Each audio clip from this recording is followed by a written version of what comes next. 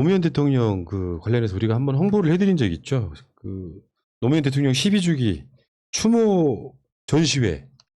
그래서 이제 거기에 이제 왜 여러분들 지금 황 작가님 뒤에 보고 있는 저런 판화 같은 걸 하신 정찬민 작가님 포함해가지고 이쪽에 이 미술 좀 하신다는 분들이 이제 노무현 대통령을 기리는 전시회를 했는데 그 전시회에 이제 유시민 이사장은 뭐 호스트니까 이제 당연히 있었을 거고 이재명 지사하고 정세균 전 총리가 갔고 이낙연 총리 전 대표는 원래 오래전에 만들어진 선약이 있었대요. 그래서 못 가서 이제 뭐 입장만 좀 이렇게 전달해주는 정도였다고 그러는데 거기 나온 이야기를 한번 이제 하나 해볼게요. 노무현 대통령 12주기가 이제 며칠 안 남았죠. 우리 방송 시점으로만 봐도 그때 이야기부터 한번 풀어볼게요. 사상 초유의 사건이고 비극이었죠. 그쵸. 노무현 대통령이 살고 계시던 사저 근처에 절벽에서 뛰어내리셨다는 그 보도를 접했을 때 그 충격은 아마 지금도 또렷하게 기억할 거라고 생각이 들어요. 그게 무려 12년 지난 거잖아요. 근데 많은 사람들이 특히 민주당의 일부 국회의원들은 그걸 까먹는 측면이 있어요. 그렇게 임기 말에 흔들어대서 힘들었던 대통령이 사저로 내려와서 뭔가 조금 해보려고 하는 찰나에 이명박이 태클 걸어서 결국 노무현 대통령 돌아가신 거고 거기 뇌물이네 뭐네 이야기했지만 결국에는 뇌물이 아니었다는 까지 밝혀진 상황에 검찰이 개입하고 노 대통령 돌아가셨던 측면이 있잖아요. 그러면 저는 그냥 병사로 돌아가신 것도 아니고 자연사가 아닌 우리가 지지했던 그 대통령이 돌아가신 거에 대해서 노 대통령을 계승하겠습니다라고 하는 측면이라면 노 대통령의 사람 사는 세상 같은 캐치프레이즈도 계승을 해야 되겠지만 노 대통령이 억울하게 돌아가신 그 한과 이런 것들을 뭔가 제도와 시스템으로 만들어내면서 그것을 계승한다고 저는 생각을 해야 된다고 생각하거든요. 그게 희미해진 느낌이 들었을 땐 좀 화가 나는 거죠. 그래서 우리 그 제 뒤에도 노무현 대통령 사진이 하나 더 있는 거잖아요. 이게 검찰 개혁의 상징인 사람들이에요. 지금 여기에 네 사람이 제 뒤에 있는 사람들이 추미애 장관까지 포함해가지고 노무현 대통령이 그렇게 돌아가셨으니까 한을 갑자가 아니라 일국의 대통령을 지낸 사람도 한 1년 후에 죽게 만드는 그 무소불위의 권력에 대한 그 이야기가 노무현 대통령 돌아가시고 12년 만에 잠깐 반짝하고 뭐 계승하겠습니다 하면 끝나면 되는 겁니까 이게. 그 노무현 대통령 돌아가신 지 12년이 됐는데 지금 생각해도 엊그제 있었던 일처럼 기억이 생생하고 가슴이 지금도 아픈데요. 그런데 이제 수사님 말씀하신 것처럼 검찰이 당시에 이제 언론에 많은 작업을 했었잖아요. 논두렁 뭐 손목시계 얘기도 했었고 정말 노무현 대통령님 입장에서는 받아들일 수 없는 얘기, 이거 뭐 창피해서 정말 이거는 고개를 들 수 없는 얘기들을 마치 지어내서 사실인 것처럼 하다 보니까 이제 그런 일이 벌어졌는데 정세균 전 의장께서 그런 말씀하셨던 것 같더라고요. 검찰 개혁이 노무현 정신에 있는 것이다 이런 말씀도 하셨는데 안타까운 죽음이지만 그것이 이제 뭔가 우리 사회 발전이나 어떤 제도 개선의 밑거름이 되어야 되는데 12년이 지났음에도 불구하고 제대로 되지 않고 있어서 그런 부분들 다시 한번 마음속에 좀 새겨야 될 것 같습니다. 유시민 이사장이 이제 그런 이야기를 해서 또 헤드라인이 포탈에 한참 떠 있었죠. 12년 동안 한 번도 꿈에서 노 대통령을 뵙지 못했었는데 오늘 새벽 잠이 깰 때 돌아가시고 처음으로 긴 시간 꿈을 꿨다.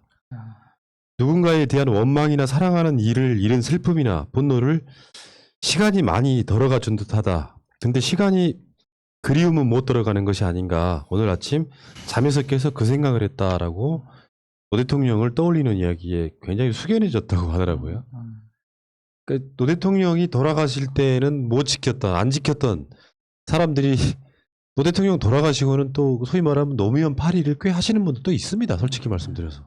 그쵸. 뭐 진짜 유시민 그 재단장 이사장이 뭐 그런 얘기도 했었죠. 그러니까 노무현 정신을 뭐 야당에서든 뭐 이렇게 언급하는 거에 대해서는 자기는 그렇게 나쁘게 생각하지 않는다. 다만 정말 그 자기의 어떤 유불리할 때만 노무현 정신을 내세우면서 뭐 표현하는 거에 대해서는 상당히 기분이 나쁠 수밖에 없다라고 이제 그런 내용을 전달하셨는데, 진짜 어떻게 보면은 저도 이때 당시에 대전에 잠깐 그러니까 그날 대전에 볼 일이 있어서 대전에 있었는데, 그 호해가 막 제 기억이 맞으면 3시인가?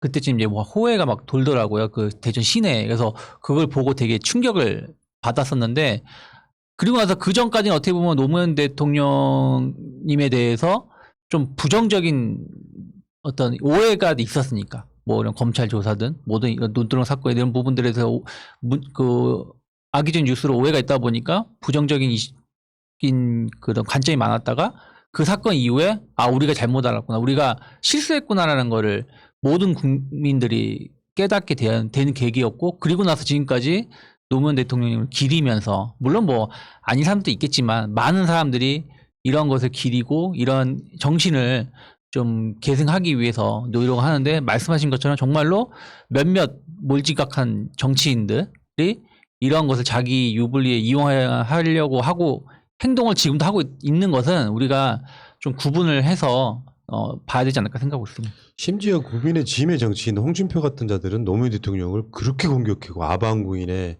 나중에 뇌물 받아 죽었네 하면서 또 노 대통령을 이용해 먹어요. 그러니까.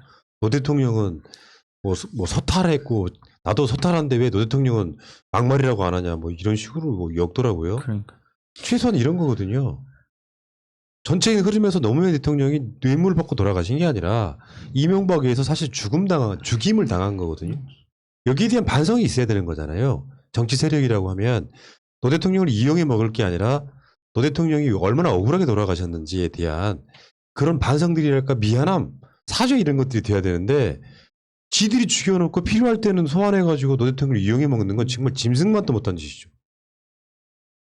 근데 저는 그 노무현 대통령이 2009년에 돌아가셨고 2010년에 그 6월 달에 지방선거 때부터 쭉 보면은 노무현 대통령 돌아가셨을 때 전국이 그렇게 슬프게 울고 모든 국민들이 마치 노무현 대통령을 그 죽음에 이르게 우리가 방조했었다라고 반성을 하는 것 같았지만, 그 이후의 선거 결과를 보면 또 한나라당이 1등하고 그랬었거든요.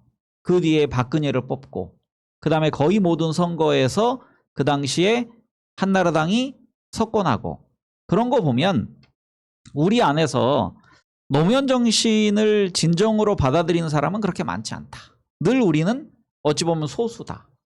그러면 이제 우리가 당장 생각해야 될 게, 내년 대선에서 만약에 우리가 원치 않는 결과를 얻게 되면 또 우리는 노무현 대통령과 같은 또 길을 걷는 그런 지도자를 볼 수밖에 없는 상황이거든요. 그러니까 최악의 시나리오를 가지고 우리 안에서 어떻게 결집할 것인가를 생각해야 되는데, 소위 그 요즘 우리의 그 뺄셈 정치, 이 부분은 너무 지나친 감이 있다라는 교훈을 우리가 생각해야 될 때인 것 같습니다. 그런 결론 네. 좀 훌륭하시네요. 노 대통령이 46년생이니까요. 우리 어머니가 45년생. 그러니까 70대 중반 정도 지금 되신 거거든요. 예. 돌아가실 때 62세 만으로 돌아가셨으니까 거기다 12년 되신 거니까요. 진짜 젊은 나이에 돌아가신 거예요. 근데 그 국가의 원수를 지낸 사람이 그렇게 비극적으로 돌아가셨던 사건을 잊지 않겠습니다. 세월호 사건도 그렇잖아요. 잊지 않겠습니다라는 건 뭐겠어요. 그냥 돌아가신 걸 잊지 않는 거예요. 그가 남긴 유지. 받들겠다는 저는 거죠. 그 이후에 2010년도에 지방선거에서 그래도 기초단체장들이 약진했던 건 노 대통령의 유지가 분명히 있다고 봐요. 왜냐하면 노 대통령 자체가 지방자치연구소 같은 거에서 김대중 대통령과 맥을 같이 하는 민주주의 여러 기둥 중에 하나가 지방자치라고 생각했던 그런 흐름들이 있다고 보는데, 문제는 그게 노 대통령의 한과 어떤 꿈이 노무현 대통령에 와서야 사실은 그 꿈일 수도 있고 아닐 수도 있는데, 노 대통령은 검사들과의 대화를 추진하지 않습니까? 그 이제 검찰 개혁 이거 해야 되겠다라고 느꼈던 부분에 검사들하고 평검사들과 대화를 했는데, 거기에 나온 자가 대통령 고졸인 것 뻔히 알면서 몇 학번이고 이렇게 물어보는 그 모욕을 감수하면서도 검찰 개혁의 꿈이 있었는데 사실상 못 이루어낸 거잖아요. 그래 결국에는 이명박이 와서야 노무현 대통령이 검찰에 의해서 대치기 당하면서 막 논두렁 시계가 등장하고 대가성이 없으니까 포괄적 뇌물죄를 만들어내고 이 과정을 거치면서 우리 지지자들 민주시민들 사이에는 검찰 개혁을 해야 되겠구나라고 하는 의지가 생겼던 거고 그래서 문재인 정부 들어서 이제 9년 만에 정권이 바뀌어서 검찰 개혁에 깃발을 들었는데 처음에는 되게 조용히 했던 거죠.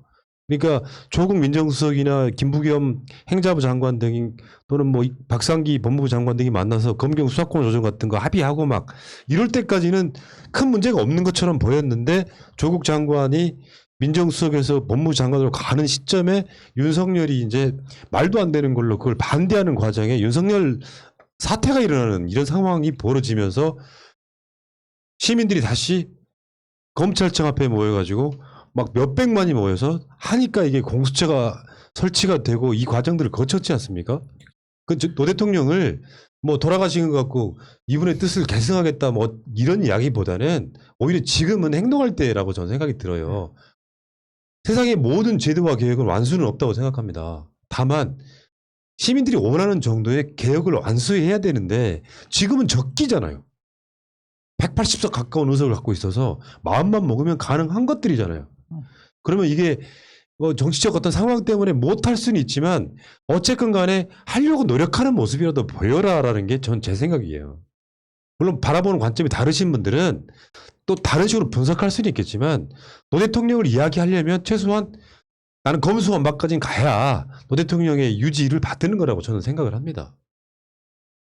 그렇죠. 그러니까 뭐 황 작가님 말씀하신 것처럼 약간 소수만 또 기릴 수 있다고 하지만 이게 어떻게 보면 눈덩이 우리 눈사람을 만들 때 눈덩이를 계속해서 굴려가면서 키워나가는 것처럼 가슴 아픈 일이지만 그때 노무현 대통령의 이런 계기가 있었기 때문에 그 이후에 뭐 촛불 집회가 됐든 뭐 어떤 집회가 됐든 이런 부분들에 민주 시민들이 더 많이 참여할 수 있는 것이고 또 이로 인해서 또 관심을 더 많이 가져준 결과가 지금 문재인 정부고 말씀하신 것처럼 여당의 180석이라는 것이죠. 그리고 지방자치단체장의 상당 부분이 또 민주당인 것이고 그럼 이랬을 때 개혁이라든지 이런 부분들을 좀 제대로 좀 치고 나가야 되는데 뭐 이렇게 표현하면 좀 그렇지만 꼬작 그 1년짜리 보궐선거 졌다고 뭐는 안 된다 뭐는 하면 안 되겠다 이런 식으로 계속 약간 후퇴하는 것 같은 느낌을 갖게 되면 의외로 소수가 아니라 많은 다수의 국민들은 거기에 오히려 더 실망할 수도 있지 않을까 생각 좀 하고 있어요. 장례식 당일날 이제 정말 그 울던 김대중 대통령 네. 모습도 생각나거든요. 그때 또 이명박 대통령 와가지고 할 때 이제 백원우 의원이 항의하던 모습도 떠오르고 하는데 결국은 이제 그런 것들을 다 취합해 보면 그 정신을 이어가려고 저희가 노력을 해야 되는데 그런 것들이 검찰 개혁이라는 것으로 좀 완수가 됐으면 하는 바람입니다. 그게 12년 지나서야 공수처가 설치되는 거예요. 12년이 12년 지나서야 동안. 검경 수사권 조정이 되는 거예요. 근데 끝나지 않았잖아. 최근에 검찰이 하고 있는 거 보면 똑같잖아요. 맞습니다. 달라질 게 하나도 없는 상태잖아요. 심지어 정경심 교수 재판 등을 보면 증거까지 조작해 가면서 자신들이 사실상 대한민국의 주인이다. 뭐 이런 식의 행세를 하고 있기 때문에 그냥 반성하고 문무일 검찰처럼 좀 찌그러져 있고 과거의 반성이라도 좀 하면 사람들이 그게 이슈가 안 되거든요. 검찰 개혁 굳이 할 필요 있겠어? 여론에서 멀어지는데 얘네들은 지금 뭐 눈에 뵈는 게 없는 조금만 더 나아가면 대선도 개입하겠다 이런 의지가 좀 보이고 있지 않습니까? 거기에 이제 잠깐 우리가 좀 살짝 그 유시민 이사장이 나는 정치할 생각 없다. 지금 민주당 대선 후보들 모두 만족한다. 물론 덕담이겠지만 이런 측면이 좀 약간 뭐 이분이 다시 나오길 기대하는 입장에서는 좀 아쉬움을 좀 주더라 이런 건데 뭐 본인의 뜻을 존중해야 되겠죠. 이제 이주민 이사장이 그런 말도 했더라고요. 자기가 이제 출마할 거라고 기대하는 사람도 없는 것 같고 이런 말씀하셨는데 애둘러서 이제 출마를 원하시는 분들한테 기대는 이쯤에서 접으셔도 됩니다. 저는 진짜로 출마할 생각이 없습니다라고 밝히신 것 같습니다. 특히 이제 그 서거 12주년 기념식 그 장에서 이런 말씀한 걸로 봐서는 그냥 멘트용이나 망부용이 아니고 진짜로 출마하지 않겠다라는 뜻을 좀 밝힌 것으로 이해할 것 같습니다. 근데 유시민 이사장의 메시지는 저는 일관되게 본인은 이제 정치에 참여하지 않는다는 쪽으로 됐고, 우리가 유시민가 좀 어려움이 처해 있을 때마다 유시민 이사장이 대권에 나와야 된다라고 우리의 이제 그 간절한 외침을 하는데, 그 응원과는 별개로 본인의 선택, 그리고 과연 유시민 이사장이 대선에 나왔을 때 지금 정치권 밖에 있는 유시민과 대권 후보 유시민으로서의 그 지지가 결부될지, 저는 거기에 대해서 좀 회의적인 사람이거든요. 그래서 유시민 이사장이 아주 냉철하게 저는 판단하고 있다고 생각합니다. 그리고 그 메시지를 뭐 1년, 2년 전부터 지속적으로 내고 있거든요. 그래서 유시민 이사장은 이번 대선판에 선수로는 뛰지 않는 것. 하지만 우리 쪽에서 가장 믿을 만한 스피커가 돼주는 것으로 저는 기대를 해야 된다고 정리하는 게 맞다고 생각합니다. 그렇죠. 근데 이게 저는 그렇게 생각을 해요. 뭐 이번 대선에 그러니까 당분간 정치에 뜻이 없다라는 것이 정말로 만약에 민주 진영이 뭐 말도 안 되게 그전과 같이 위험하거나 뭐가 문제가 발생한다라면 큰 역할을 또 할 수 있는 분이기 때문에 여기에 너무 우리가 뭐 일이 일비할 필요는 없지 않을까 생각하고 있습니다. 근데 이런 측면이 있죠. 또 유시민 같은 캐릭터가 없어요. 대선 주자 중에 논리 정연하면서 시원시원하고 막 이런 캐릭터가 없어서 저분도 좀 대선 주자로 띄워주면 어떨까라고 하는 그 기대치가 있잖아요. 기대치는 항상 장은 크게 열어줄 수 있을 것 같죠. 근데 그런 측면 때문에 이제 대통령 돼도 괜찮을 것 같고, 저는 그래서 그때 그런 이야기를 했어요. 선출직은 안 할 수 있지만 예를 들어 유시민 같은 캐릭터가 예를 들어 정권 바뀌고서 아니 다음 정권에서라도 기재부 장관 같은 거 하면 어떨까? 전공이 경제학이잖아요.